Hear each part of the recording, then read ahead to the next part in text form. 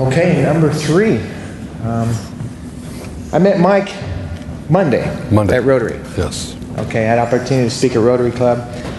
And I heard him talk yesterday to Sturgis Middle School. And he is a veteran of Desert Storm and Operation Iraqi Freedom. I don't just interview the older veterans. I interview veterans of all wars, and Mike represents this generation here. And I just want to thank you for the work that you're doing for veterans and veteran families. I think that is awesome. Thank you. And I'm just glad to have you here today. Can we give Mr. Wilson a hand? Hey, man, you're on. Thank you. I'm Mike Wilson. I spent 27 years in the military, in the Army and the Army National Guard. I retired at the rank of Command Sergeant Major, which is it's way up there. 19 of my 27 years in the military, we were a country at peace. We didn't have war. We didn't have war for several years before 2001. And then, 2001 changed. It changed me, and it changed the way we as a world operate. And you're young enough that you don't know how it operated before. But 2001 changed me. By then, I wasn't a sergeant major yet, but I got promoted to sergeant major in 2003. In 2006, I went to Iraq. With the exception of a short tour in Desert Storm, I didn't know what to expect. I was the camp sergeant major for Camp Navistar, which was on the border of Iraq and Kuwait. We were the entry point into the battle zone. I was responsible for security for our camp of about 1,800 people. And then eventually myself and the commander became responsible for the Southern Battle Space and mission for Southern Iraq.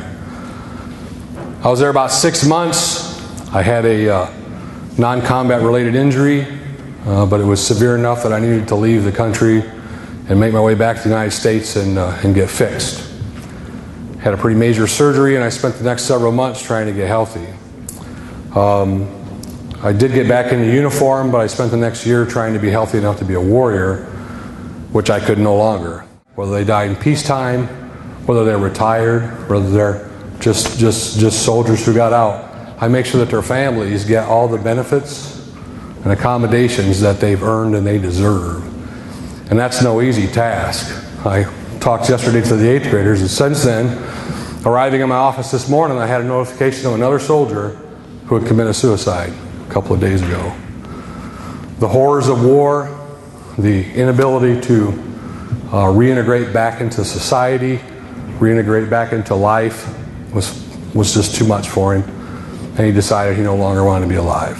So I will meet with his family in the next week or so and do everything I can to make sure that they are taken care of.